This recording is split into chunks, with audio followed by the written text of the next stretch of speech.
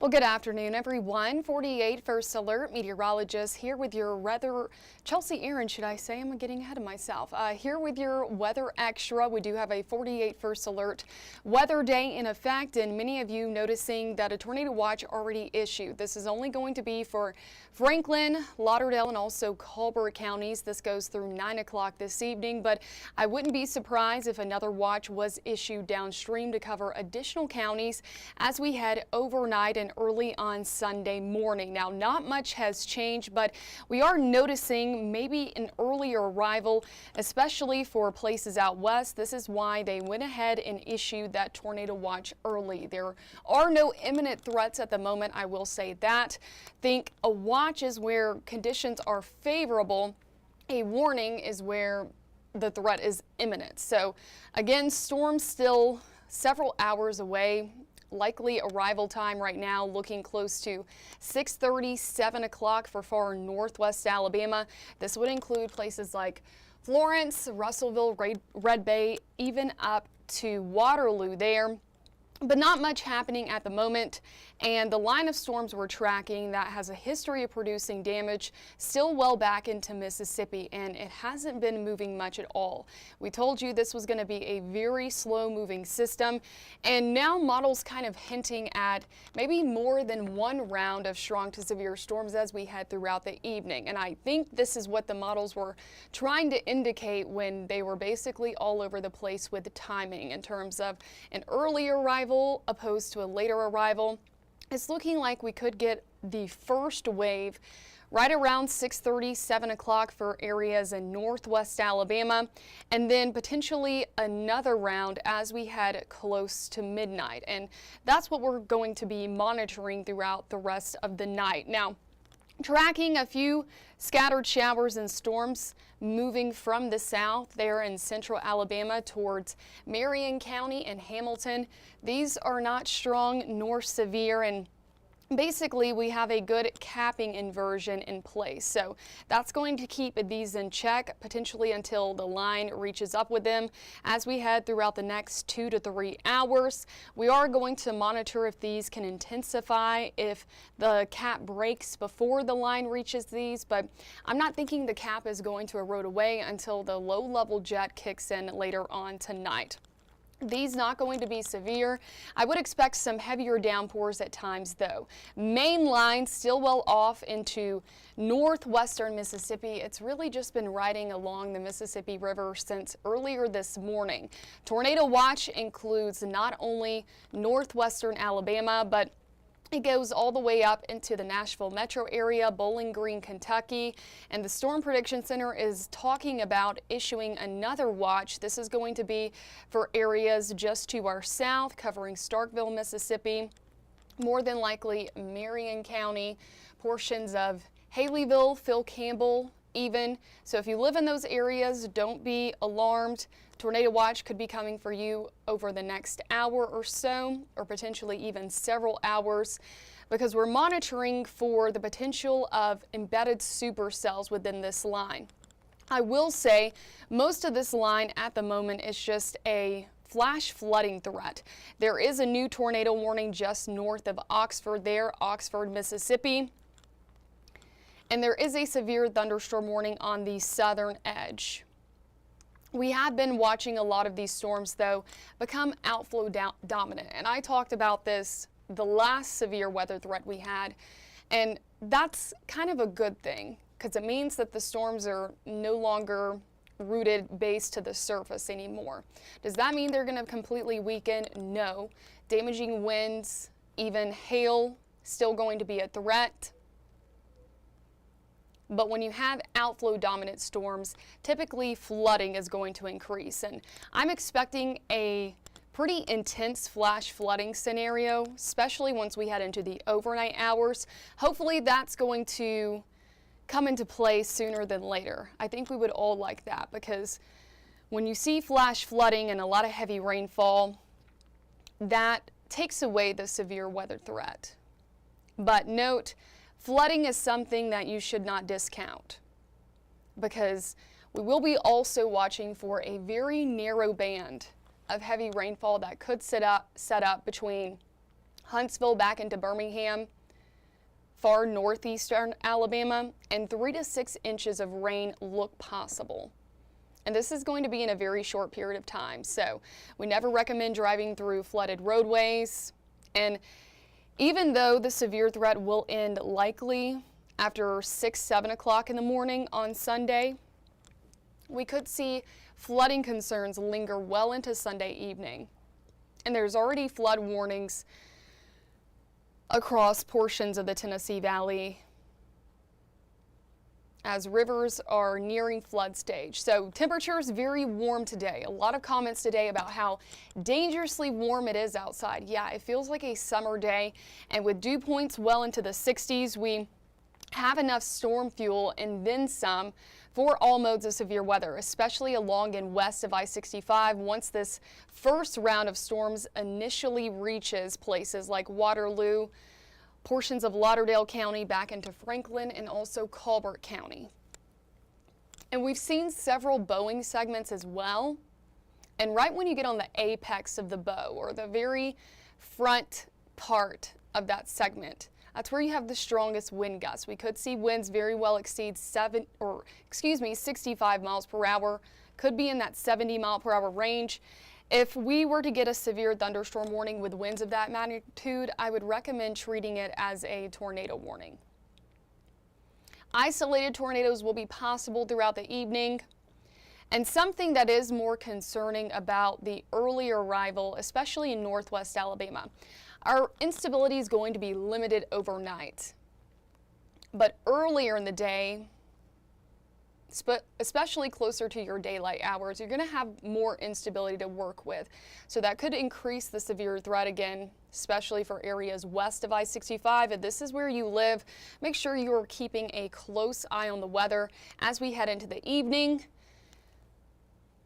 Overnight, this should turn into a flash flooding event through much of Sunday morning. And areas in far northeast Alabama, your severe potential is quite limited. So winds staying breezy today.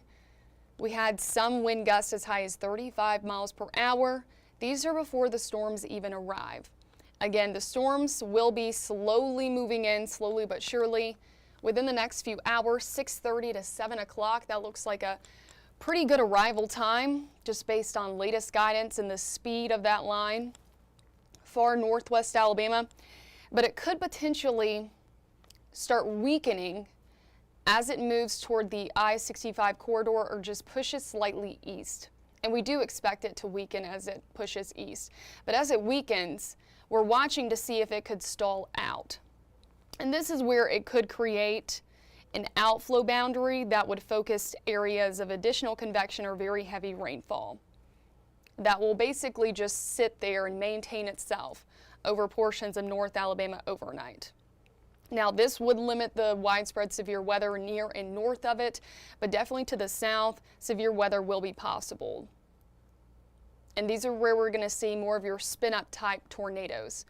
Early this evening, this first round is where we're monitoring closely for supercells. But again, primary impacts overall, I know you hear tornadoes and you immediately think it's going to be an outbreak. Primary impacts is going to be likely damaging wind gusts and also flash flooding. That's the two higher ends. Isolated tornadoes possible. We're not expecting them to be common nor widespread across the area. So this first initial round, again, 6:30, 7 o'clock, far northwest Alabama. We're going to be watching closely for supercells, damaging wind gusts, which could exceed 65 miles per hour, and the possibility for large hail. Now, hail, that threat has gone down a bit. This is going to slowly track to the east as we head into the evening. And again, once it reaches areas along the I-65 corridor and slightly east, this includes Huntsville metro area, back into Morgan County, Eva, Falkville, it could just completely stop.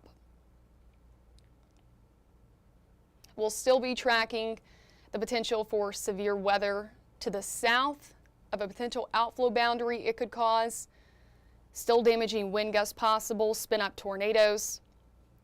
But far northeast Alabama, including Sand Mountain, your threat overall is quite low. This is going to be mainly situated along and west of I-65. And you notice all of that development still out to the west of this first initial line. And this is what I mean about multiple rounds of severe weather that could come through. Just because you're done with the initial one, don't think it's over. Another one will be coming through likely around or just shortly after midnight. But very quickly, overnight, this will end up being a heavy rainfall producer and flash flooding event. And rain will linger well into the morning, even afternoon on Sunday. That will exacerbate flooding concerns potentially. So storm timeline, granted we are watching for that early arrival in northwest Alabama. This is not to discount that.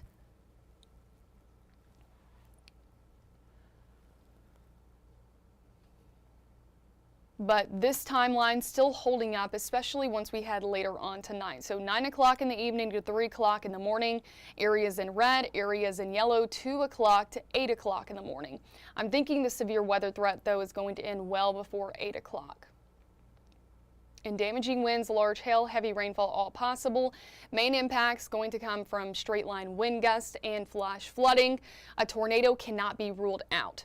So looking at the storm energy or the cape that we have, this is the instability where, again, limited in comparison to our last severe event, still decent to produce a tornado, especially in northwest Alabama. And with it arriving earlier, again, there's going to be a lot more instability to work with this first initial line. After it comes through, though, the instability really just plummets through the overnight hours. Look at that. Midnight, you're seeing 0 joules per kilogram. Again, south of that boundary, severe weather still possible, but north of it, going to be quite unlikely. And this is where all the heavy rain will come in. And this is looking at the shear. The shear is quite high this time around, much higher than last time. And the shear is what gets these storms rotating. It's the spin. And this combines not only the energy and also the shear. You notice any values over 1 is going to support a tornado potential.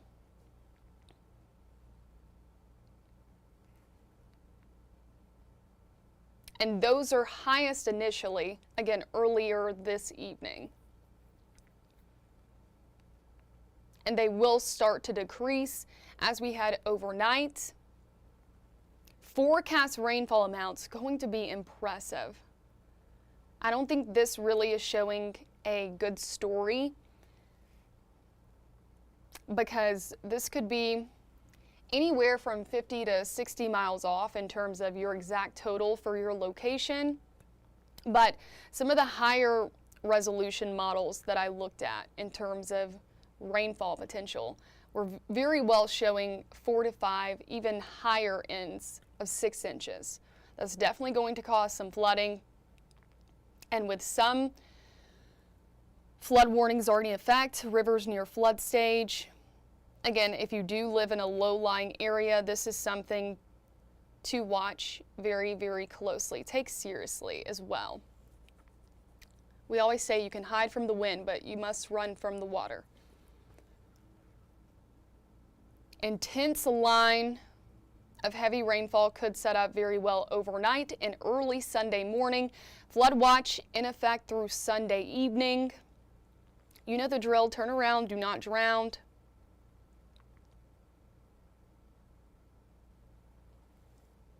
And it'll take some time for water levels to recede.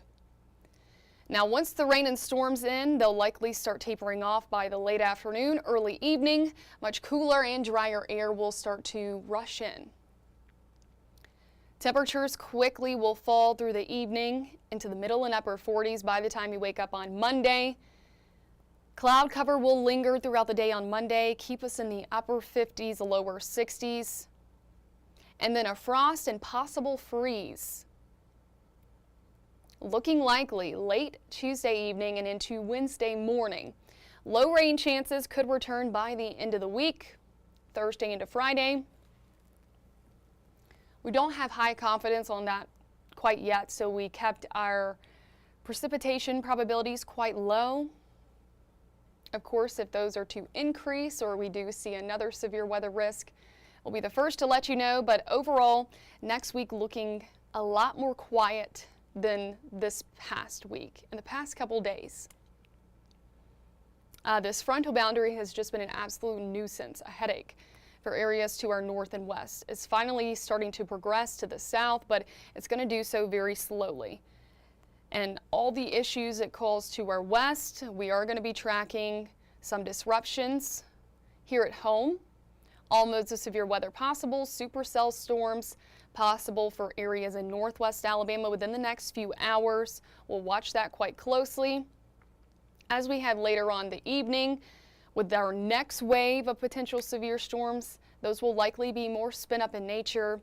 And then again, sooner than later, hopefully overnight and early on Sunday morning, this is going to turn into a flash flooding event, with some locations picking up several inches of rainfall in a very short period of time. In areas to the east, your severe weather threat not completely non-existent, but it is several degrees lower than areas to the west. So keep this in mind. I do not expect a tornado watch to be issued for areas in Sand Mountain. This would include DeKalb County, Jackson County, into Marshall County. Can't say the same for places like Madison County, even into Limestone County. This would include Athens. Note, as we get the information and updates, we will be sure and provide you to them on air, online, you name it, we are going to be there. And I do plan on live streaming here after our 5 and 6 o'clock shows. So make sure you tune into our shows tonight. Tune into my live stream later on this evening. We also have another show at 10 o'clock this evening, which we're more than likely going to be in the thick of it by then, and we will keep you very well informed overnight and through the early morning shows on Sunday. Thanks again for tuning in. Everyone stay safe and have a shelter plan in place just in case.